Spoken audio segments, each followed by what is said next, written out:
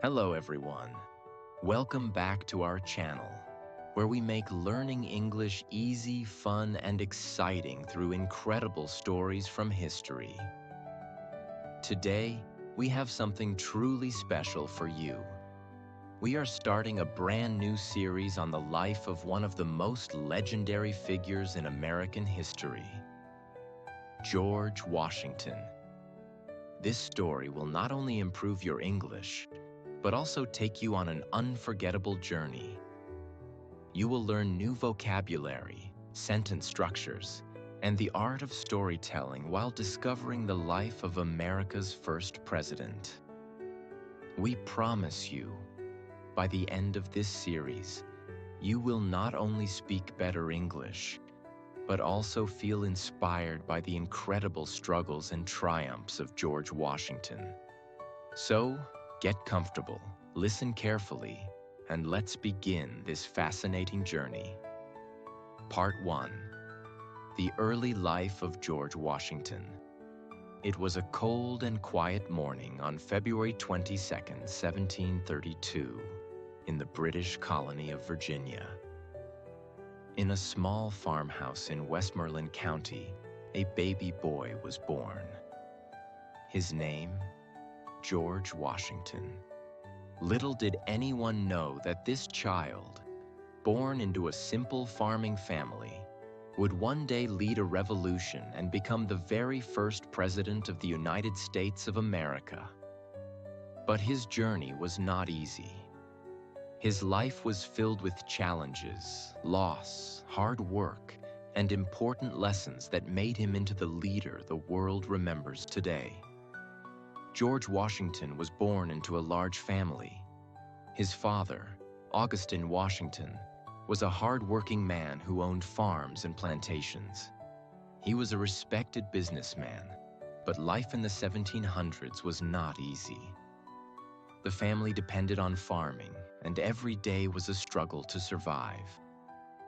George's mother, Mary Ball Washington, was a strong and strict woman who believed in discipline and hard work. George had 9 siblings, but not all of them survived childhood. In those days, many children died young due to diseases and lack of medicine. Life was unpredictable, and young George had to learn the importance of strength and resilience from a very early age. When George was just 11 years old, tragedy struck. His father, Augustine, suddenly passed away. This was a devastating moment for young George. Losing a father at such a young age meant that he had to grow up faster than other children. His mother, Mary, had to raise him and his siblings alone, and she was very strict about discipline. She taught him the values of hard work, honesty, and responsibility. Since his father had died, George did not inherit much land or wealth. His older brothers received most of the family property, and George had to find his own way in life. But this challenge only made him stronger. Unlike many famous leaders in history, George Washington never went to a proper school. He did not receive a high-level education like other wealthy children. Instead, he was homeschooled by private tutors and learned basic reading, writing, and mathematics.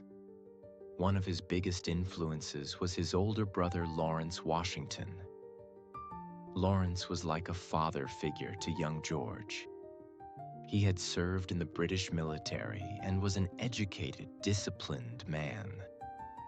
George admired him and learned a lot about leadership, discipline, and responsibility from his brother. There is a famous story about young George Washington and a cherry tree. It is said that when he was about 6 years old, he received a small axe as a gift. Excited to use it, he went into his family's garden and chopped down a beautiful cherry tree. When his father asked him who had done it, little George did not lie. He bravely said, "I cannot tell a lie. I did it." His father was so impressed by his honesty that he forgave him immediately. This story became legendary because it represents Washington's strong moral character and honesty, values that stayed with him throughout his life. As George grew older, he needed to find a way to make a living. Since he did not inherit much from his father, he had to work hard to build his future. By the age of 16, he started working as a land surveyor. This meant that he measured and mapped land for people who wanted to buy or sell property. This job was not easy. George had to travel through dangerous forests, cross rivers, and sleep outdoors in harsh weather. But these experiences made him tough and taught him survival skills that later helped him in war and leadership. By the time he was 17, George had become very skilled and respected in his job. He earned good money, and people began to notice his intelligence and discipline. He was no longer just a young farm boy. He was becoming a man of responsibility and ambition. Just as things were going well, tragedy struck again. In 1752, George's older brother, Lawrence Washington, became very sick with tuberculosis, a deadly disease at that time. George took care of him and even traveled with him to warmer places, hoping the climate would help. But sadly, Lawrence passed away.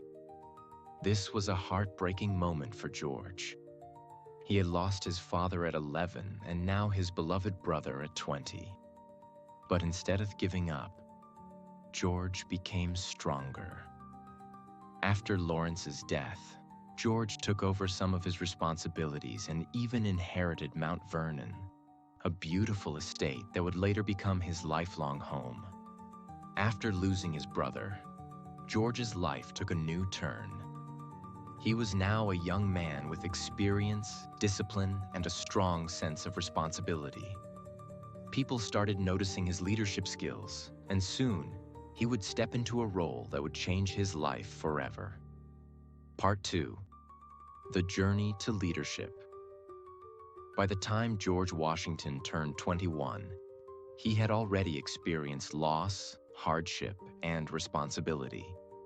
But now, a new challenge awaited him, one that would shape his future and prepare him for the great battles ahead. During this time, Britain and France were in a conflict over land in North America, especially at the Ohio River Valley. Both nations wanted control over this valuable region. The British government needed someone reliable and brave to deliver a message to the French, demanding that they leave British-claimed land. They chose George Washington for this dangerous mission. Washington was young, ambitious, and eager to prove himself. In 1753, he set out on a difficult journey through dense forests, freezing rivers, and dangerous Native American territory to deliver the message to the French commander. The mission was not easy. He faced bad weather, illness, and even an assassination attempt when a Native American guide tried to kill him. But Washington survived and returned with valuable intelligence for the British. This mission showed Washington's courage and determination. Even though the French refused to leave, his actions impressed British leaders, and he was promoted to lieutenant colonel in the British colonial army. In 1754, Washington was given command of 150 soldiers and sent back to the Ohio River Valley to drive out the French. This was his first real military command, and he was eager to prove himself as a leader. He and his men built a small fort called Fort Necessity. But things quickly went wrong. The French attacked with a much larger army, and Washington's men were outnumbered and unprepared. After a long and difficult fight, Washington was forced to surrender, one of the only times in his life that he ever did. Even though this battle was a failure, Washington learned important lessons about warfare, strategy, and leadership. He understood the importance of preparation, discipline, and understanding his enemy. This experience would help him later when he faced the mighty British Army at the Revolutionary War. The British and the French were now in full war, known as the French and Indian War, 1754 to 1763. Even though Washington had suffered a defeat, he was still highly respected for his bravery and leadership skills. In 1755, Washington joined the British Army in a major campaign to drive the French out of North America. He served under General Edward Braddock, a strict British commander who believed in traditional European warfare. But Washington knew that fighting in the forests of America was different from fighting on open battlefields in Europe. During the Battle of Monongahela, the British were ambushed by French and Native American forces. It was a complete disaster. General Braddock was shot and killed, and the British soldiers were terrified and confused. But Washington remained calm and took control of the situation. He led the surviving troops to safety, saving hundreds of lives. After the battle, something incredible was discovered. Washington's coat had 4 bullet holes in it, but he was completely unharmed. Many believed that he was protected by divine intervention, and this event added to his legend as a leader destined for greatness. After the war, Washington was promoted to colonel and became the commander of all Virginia forces. But soon, he grew frustrated with the British military system. Despite his loyalty and hard work, he was not given the same respect and promotions as British-born officers. This planted the first seeds of resentment against British rule in his heart. By 1758, Washington retired from the military and returned to Virginia. He was now 26 years old and ready for a new chapter in his life. He had fought hard, gained experience, and learned the strengths and weaknesses of the British Army. But he was tired of war. He wanted a peaceful life, managing his estate and starting a family. In 1759, Washington married Martha Custis, a wealthy widow with 2 children. Martha was kind, intelligent, and a great partner for George. Their marriage gave Washington financial security and allowed him to focus on growing his plantation, Mount Vernon. Washington became one of the richest men in Virginia. He expanded Mount Vernon, experimented with farming techniques, and became involved in local politics. He was respected, successful, and happy. But fate had other plans for him. During the 1760s and 1770s, tensions between Britain and the American colonies began to rise. The British government imposed heavy taxes on the colonies without giving them representation in Parliament. This angered many Americans, including Washington. He believed in freedom and fair treatment. He saw how British laws hurt farmers, businesses, and ordinary people. He began attending meetings with other colonial leaders to discuss resistance against British rule. Part 3. The Road to Revolution. By 1775, the American colonies were on the edge of war with Britain. The British government had been taxing the colonies heavily, imposing harsh laws, and refusing to give them any voice in Parliament. The people were angry, and many were ready to fight for their freedom. In April 1775, the first shots of the American Revolution were fired at Lexington and Concord. The colonies realized they needed a strong leader to unite them and lead their army against the most powerful military in the world, the British Army. All eyes turned to George Washington. Washington was already one of the most respected men in America. He was a war hero, a wealthy landowner, and a strong leader. When the Second Continental Congress met in June 1775, they unanimously chose Washington to be the commander-in-chief of the Continental Army. Even though he accepted the responsibility, Washington knew this would be the greatest challenge of his life. The American army was weak, poorly trained, and lacked weapons. The British Army, on the other hand, was well-trained, well-funded, and had powerful warships. Washington had no choice but to fight smart, use strategy, and never give up. Washington's first real test as a commander came in Boston. The British had taken control of the city, and Washington needed a plan to drive them out.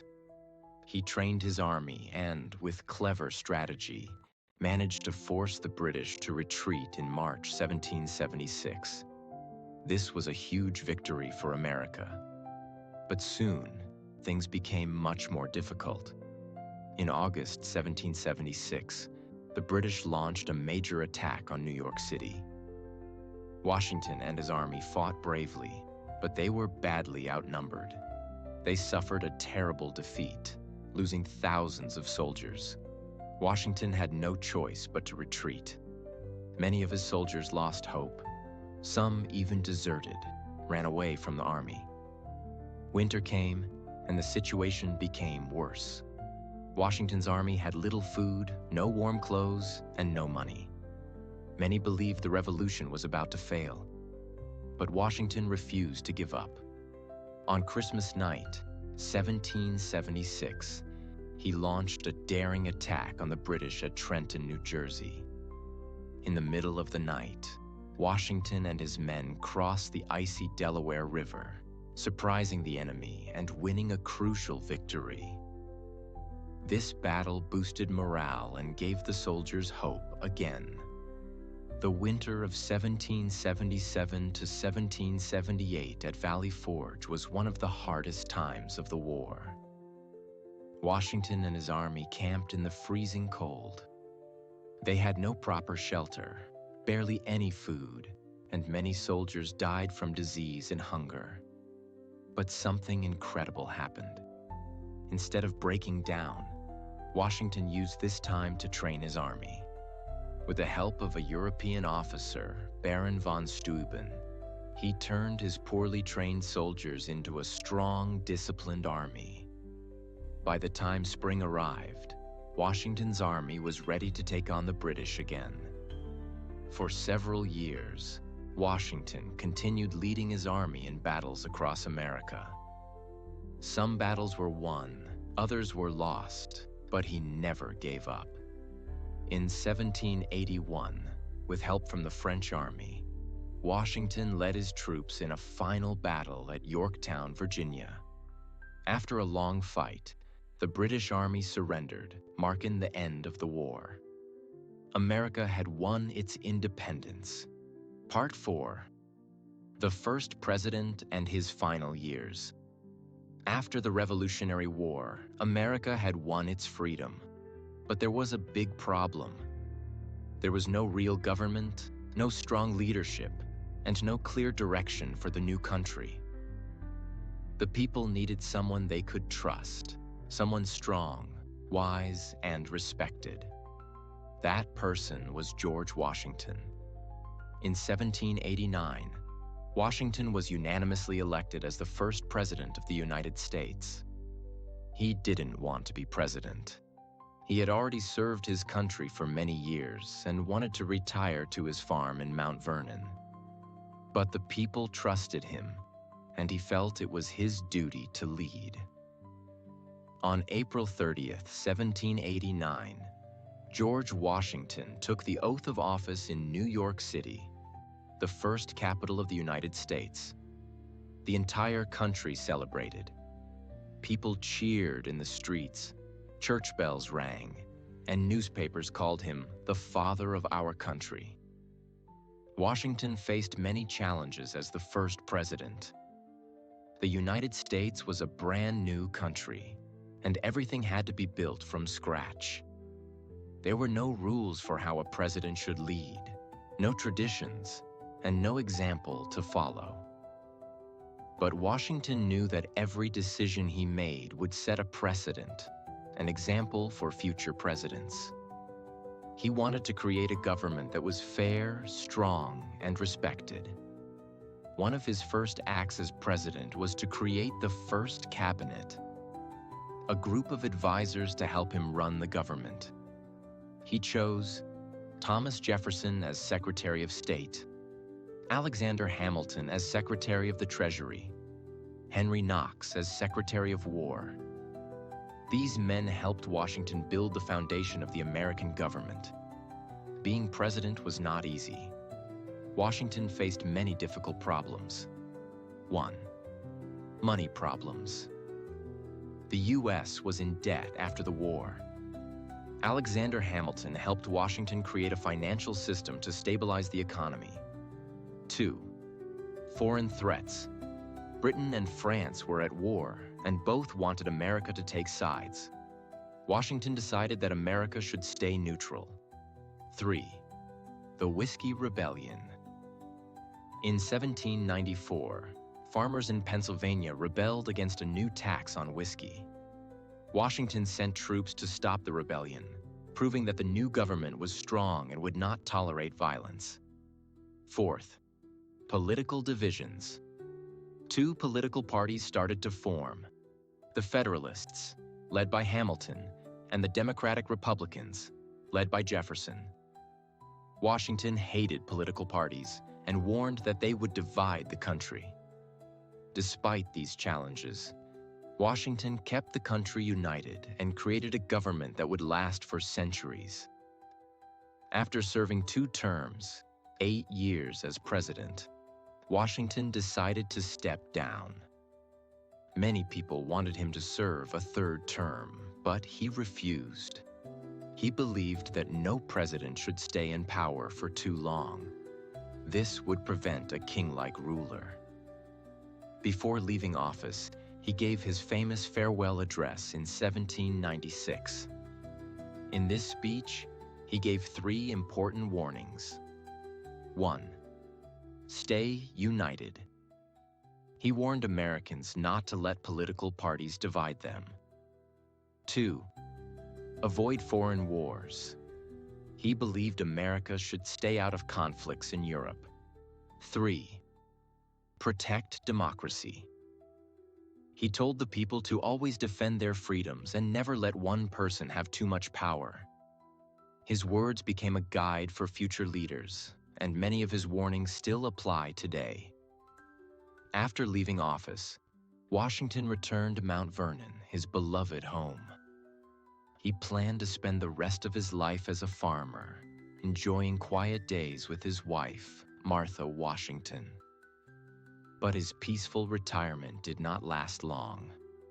In 1799, Washington developed a severe sore throat after riding his horse in the cold rain. His condition quickly worsened. On December 14, 1799, after being treated by doctors who mistakenly bled him too much, George Washington passed away at the age of 67. The entire nation mourned his death. People cried in the streets, church bells rang across the country, and even leaders in Europe honored him. Napoleon Bonaparte of France ordered 10 days of mourning in his honor. Even after his death, Washington's influence remained strong. He set many traditions for future presidents, serving only 2 terms, which later became law.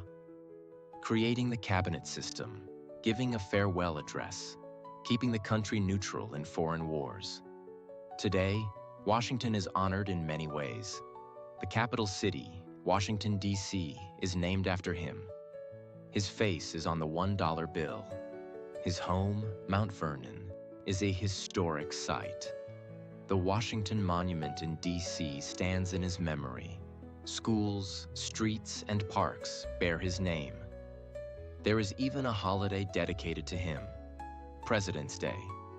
where Americans honor his leadership and the role he played in shaping the nation. But Washington's legacy is not just about statues and holidays. It is about values, courage, and leadership. He was not a perfect man, but he was a man who gave everything for his country. He could have been a king, but he chose democracy. He could have stayed in power, but he chose to step down. He could have let the country fall into chaos, but he set the foundation for a strong and stable nation. What can we learn from George Washington? 1. Leadership with integrity. Washington led by example. He was honest, responsible, and always put the needs of his country above his own desires. In life, true leaders are not those who seek power, but those who take responsibility. 2. Perseverance in difficult times. He faced many defeats in battles, but he never gave up. He believed in his cause and fought until the end. This teaches us that failure is not the end, but a step towards success. 3. Humility and selflessness. He refused to become a king because he believed in democracy. He showed the world that real power comes from serving others, not controlling them. 4. Courage to make difficult choices. Whether in battle or politics, Washington made tough decisions. He teaches us that true strength is in making the right choices, even when they are difficult. 5. Unity over division. He worked to bring people together, not divide them. In a world full of conflicts and differences, we must learn to build bridges, not walls. George Washington was more than the first president of the United States. He was a symbol of hope, determination, and democracy. His story reminds us that one person can change the course of history. His life teaches us that true success is not about wealth or power, but about leaving a legacy that inspires generations. So whenever you see his name, his face, or hear about him, remember the lessons he left behind. Be a leader in your own life.